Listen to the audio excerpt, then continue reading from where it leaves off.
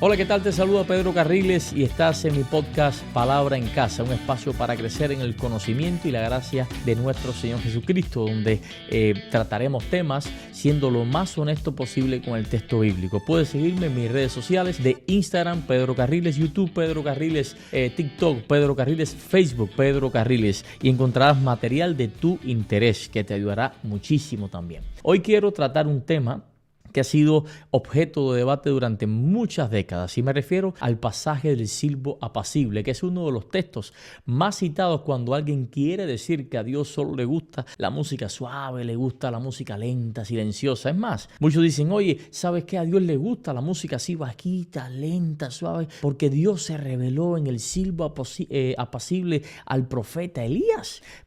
Pero aquí debemos ser claros y sobre todo bíblicos. Y es que este texto no habla de música. Este texto habla de revelación divina, y usarlo para imponer de cierta manera, de la manera más noble, más genuina posible, para imponer de cualquier forma estilos musicales, es simplemente descontextualizar la escritura y no ser honesto con el texto bíblico. Y la Biblia, creo yo, merece algo mejor que eso. Bueno, resulta que en Primero de Reyes, capítulo 19, para hablar un poco del contexto, el profeta Elías no está dirigiendo un coro, no está enseñando música, no está estableciendo un modelo de adoración, sino que el profeta Elías viene de una experiencia poderosísima en el Monte Carmelo. Ahí vio fuego descender del cielo, hubo una confrontación pública, una manifestación sobrenatural de Dios, y después de eso, Elías huye contra todo pronóstico. Huye y está agotado, está deprimido, está confundido. Entonces, en el monte Horeb, Dios se le manifiesta de una manera, pudiera decir yo, pedagógica. Porque Elías está, como ya te dije, quebrantado, está cansado, atemorizado y emocionalmente exhausto. Y Dios, como un buen maestro, le enseña algo a Elías que necesita aprender. Primero, un viento fuerte, luego después un terremoto, luego un fuego.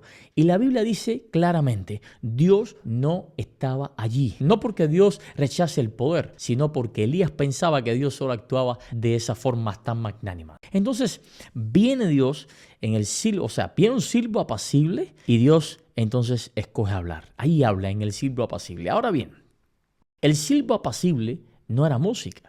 El silbo apacible no era adoración congregacional, no era un modelo litúrgico, no era una instrucción para la música de la iglesia, era una experiencia profética y sobre todo privada en un contexto de crisis emocional y espiritual. Así que el mensaje del texto no es el volumen, no es la intensidad del sonido, no es un instrumento, no es la velocidad, nada de eso. El mensaje de aquí es que Dios no se deja encasillar ni manipular por expectativas, por nuestras expectativas religiosas. Y aquí es donde muchos cometen un grave error. ¿Sabes qué? Convierte una experiencia profética personal de él, de Elías, en una ley universal musical para toda la iglesia. Y eso no es hacer una exégesis seria, eso es forzar un texto para que diga algo que no dice. Porque si fuésemos honestos con toda la Biblia, tendríamos que aceptar entonces que Dios no siempre se revela en el silencio.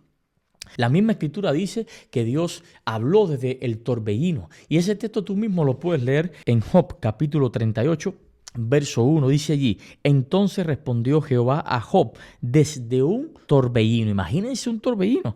Y dijo, ¿quién es ese que oscurece el consejo con palabras sin sabiduría? Y sigue el diálogo. La Biblia no solamente aquí declara esta manera de revelarse a Dios, sino que la Biblia también declara que nuestro Dios es fuego consumidor. Ahí lo vemos en Deuteronomio capítulo 4, verso 24, cuando dice, porque Jehová tu Dios es fuego consumidor, Dios celoso, etc.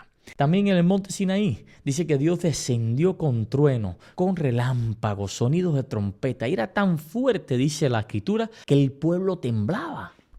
Los mismos salmos dicen que la voz de Dios truena sobre las muchas aguas. Es una voz como de muchas aguas que quebranta los cedros, dice, y sacude el desierto. Lo puedes ver allí en Salmo 29, 3 y 4. Entonces, ¿qué hacemos con estos textos? ¿Los borramos?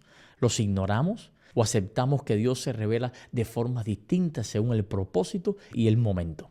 Amigos, la Biblia no presenta a un Dios monocorte. presenta a un Dios soberano. Así que el error no está en amar lo suave. El error está en decir que solo lo suave le agrada a Dios. Porque cuando alguien usa el silbo apacible para controlar estilos, volúmenes, expresiones, no está defendiendo la santidad. Está usando la Biblia como argumento selectivo para tiranizar un deseo o una preferencia personal. Y aquí viene algo clave. Y es que cuando entendemos el texto correctamente, dejamos de usar la Biblia como arma y empezamos a leerla como revelación. Porque aquí no se está defendiendo la música. Aquí se está defendiendo la palabra de Dios, su verdadero significado y su correcta aplicación. El silbo apacible no nos enseña cómo debe sonar la música, cómo debe sonar la adoración. Nos enseña cómo debemos escuchar a Dios. Y eso sí es espiritualidad bíblica y ser honesto con la Biblia. Que Dios te bendiga.